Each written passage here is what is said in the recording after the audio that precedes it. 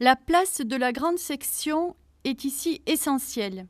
Elle doit faire l'objet d'un travail systématique. Elle aura une influence sur la réussite ultérieure en lecture. Seule l'école, en effet, peut permettre de changer le rapport au langage des élèves, les aider à prendre conscience que l'écrit dérive de l'oral et à découvrir que notre langue fonctionne avec le principe alphabétique. La place du sens. Vous observerez un permanent décalage de la langue, nous ne sommes que très rarement dans le sens. Cela ne veut pas dire que le sens ne doit pas être travaillé, mais il sera réintégré dans d'autres moments. La difficulté tient à ce que les enfants ont une tendance spontanée à considérer la langue comme vecteur de communication et ne parviennent que très difficilement à catégoriser un critère phonologique. Dans cette présentation, nous ne travaillons que dans la voix indirecte, mais il n'y a pas évacuation de la voix directe pour autant.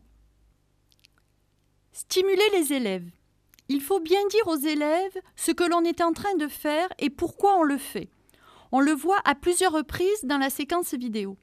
L'activité métacognitive est fondamentale pour que l'élève lui-même puisse s'apercevoir qu'il est capable de réflexion et de progrès. Expliciter les objectifs, la clarté des consignes, l'exactitude du vocabulaire de travail sont les conditions nécessaires pour faire dépasser aux élèves le stade du plaisir et les centrer réellement sur les apprentissages. Le choix des supports de travail. Importance fondamentale de l'utilisation d'images essentiellement pour les élèves qui ont peu d'aisance avec la langue. Ils sont une aide considérable pour trouver des mots. Ils doivent être épurés afin de permettre une lecture rapide. Il est fondamental de se constituer un stock d'images suffisant pour enrichir le stock lexical. La sensibilisation au son. Jean Hébrard renforce cette idée lorsqu'il dit « Si les enfants veulent apprendre à lire, il faut qu'ils entendent ce qu'il y a dans les mots au lieu de seulement les comprendre. » L'effet de l'entraînement est essentiel.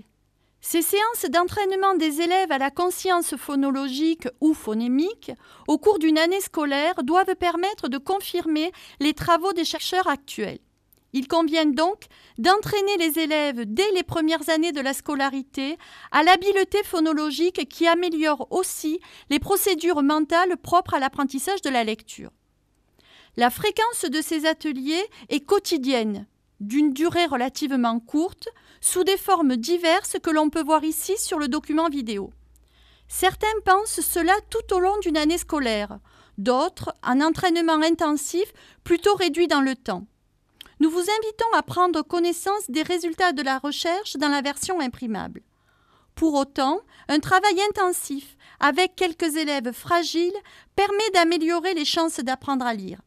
Cet entraînement peut être réalisé au cycle 3 pour des enfants en difficulté dans le cadre des programmes personnalisés de réussite éducative.